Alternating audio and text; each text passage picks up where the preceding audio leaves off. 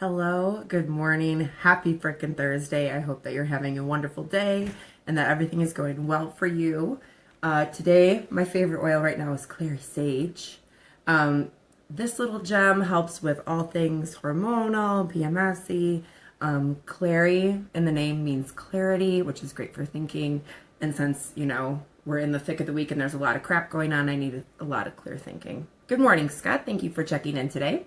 So today I want to talk to you guys about exactly how to go about personal development. What's the kind of like the how-to plan, or what's a template that you can use to kind of get things done. And so like we talked about yesterday, you have to define your goals and you have to be specific and small. So I would start with 1 to 3 different items that you want to work on. Even really just one thing at a time, you are really going to get the best result when you can give one specific area all of your focus. And so getting too distracted in that way might not be super helpful. So the second thing, once you have your goal defined, is to prioritize your life around the goal. Okay, so all of your free time should then be geared towards the activities that are going to help you reach your goal. So if this is, taking a class or reading books or some kind of online education or training or coaching, this has to be a priority, and this has to be something that you're going to put before other things in your life so that, you're going to have the intention of making something happen for yourself. The next step, once you have your priorities all lined up and your goals clearly defined, you need to set a deadline. If you don't have an end date by which time something is supposed to be accomplished, it probably won't get done. So, if you're looking at losing weight, you need to have a date for when you want to have a specific kind of weight in mind. And this isn't about, if you don't reach this goal, you're a failure. But I mean, you have to have something really realistic that you're working towards with like a defined endpoint. And sometimes these deadlines are like a day-by-day sort of basis. So, sometimes we can only take it on one piece at a time. So instead of looking at the fact that maybe, a patient has to lose 100 pounds, maybe it's just thinking about for today, you're going to do 8,000 steps.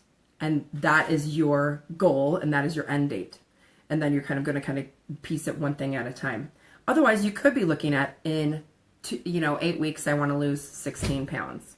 That's really, really ambitious. It's possible, but it's going to be difficult. There's no reason not to shoot for it and try if you're really, really dedicated towards reaching that goal by that specific date.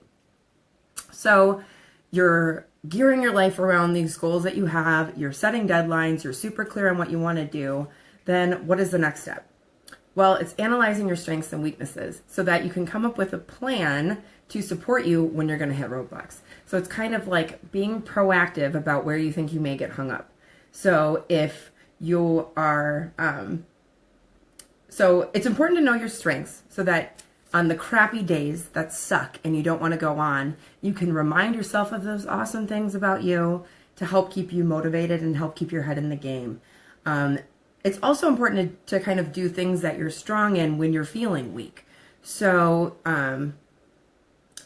what would be a good example? Something easy. Okay, so for me, something easy.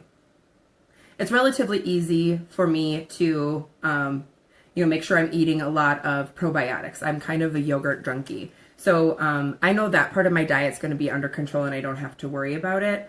And so on days where I'm just too tired to think of something healthy to eat, I might fall back on kind of my strength there.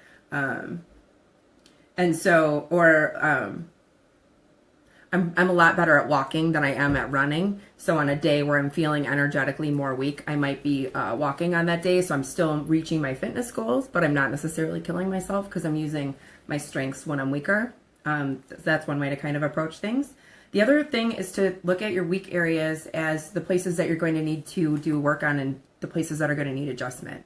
So, say you wanted to own a business, you're going to have to be better at public speaking. So you might want to, read books about public speaking, practice public speaking in your local community where you might be able to give a talk about something. So this would be important for someone who wants to, be a teacher, someone who wants to be a rock star maybe. You're going to have to be good at speaking in front of people.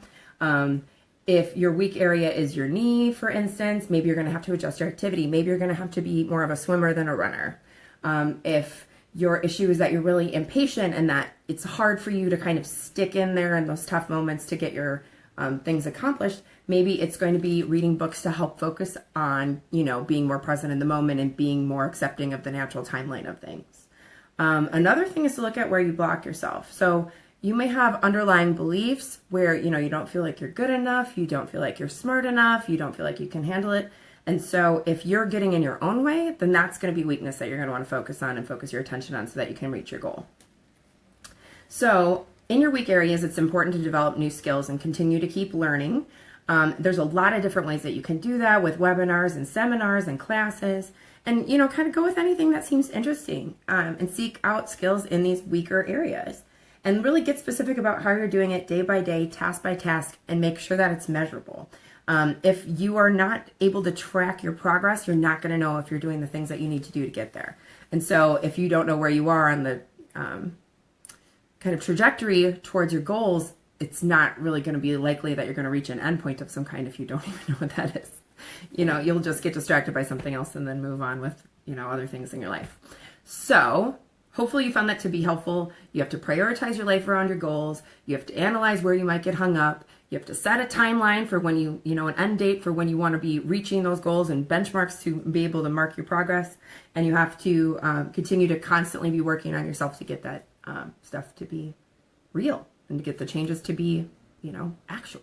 So hopefully you have an awesome day. Check back in tomorrow. I'm going to talk about my personal roadblocks with personal development and different ways that I've gotten around things there. And then hopefully you guys will be kind of off on your way to living your best life and making all your dreams come true. Drink a glass of water. Come back again tomorrow at 10 a.m. Pacific, 1 p.m. Eastern with 10 a.m. Tea with Natalie. Have an awesome day. Bye-bye.